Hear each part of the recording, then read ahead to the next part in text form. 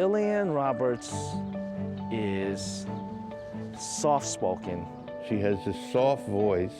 She likes to describe herself as the little lady sitting in the corner. She is charming, witty, beautiful.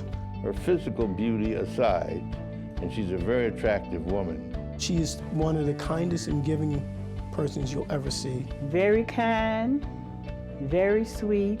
Lillian Roberts can be just as sweet and nice most all of the time, except when she's negotiating for workers, and then she's tough. She's as tough as anybody you can ever go against. She said you always carry a purse with a brick in it. She used to carry a brick in her pocketbook as she went around organizing, because I think they were fighting with the Teamsters. Lillian is a grande dame of the labor movement, of working people, of progressive causes, and about making our city and country better. And she used to say that her religion is the labor movement. She is uniquely accomplished. The first African-American woman to serve on the executive board of AFSCME, the first African-American woman to lead District Council 37. She's a fighter. She gets things done. She was a born fighter. She's a fighter every minute of every day. The members of DC 37 know it. They feel it. They know they have a leader who's been there for them every step of the way. The 9/11 workers, the city workers, daycare, the reports on how to make city work better, the reports on governmental waste and how to make contracts for working people fair for the people and the taxpayer. When she was in Chicago, we didn't have the right to organize. We didn't have the right to collective bargaining.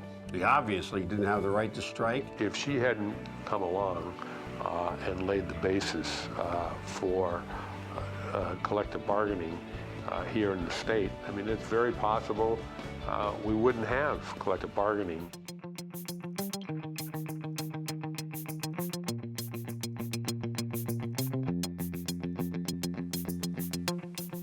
She grew up in the south side of Chicago, one of 5 kids. She had to leave college in her first year to come back and help the family because her older brother got ill. She and I are of the same generation, so I know pretty well what she faced as an African American. The hospital she went to work in, she was the first African American staff person. Obviously, many of the workers that she later organized were white, yet she had the ability to relate to them.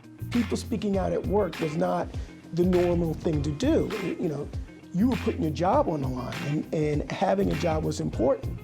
Most people were in a survival mode. I got a job, I want to do my job, I've got family responsibility, I take care of my family, and I don't want to do anything to jeopardize what little I have. And you know, people like Lillian said, well, no, we can do better.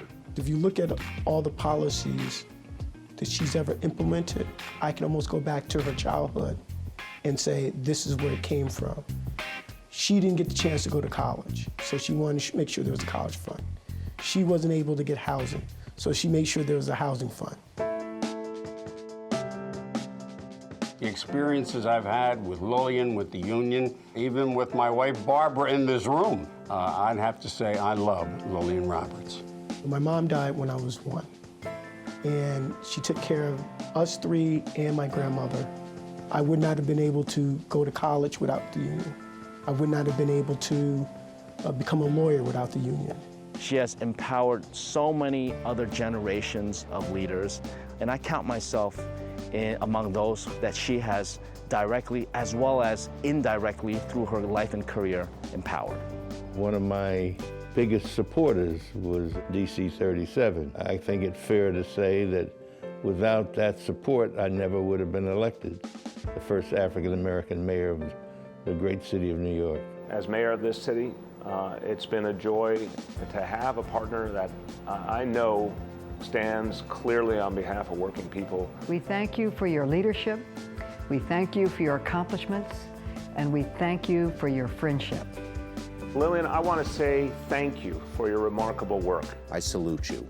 If we had 100 more like you, America would be in a lot better shape than it is today. Lillian, when I am 101, you'll be 100. we'll meet and toast each other.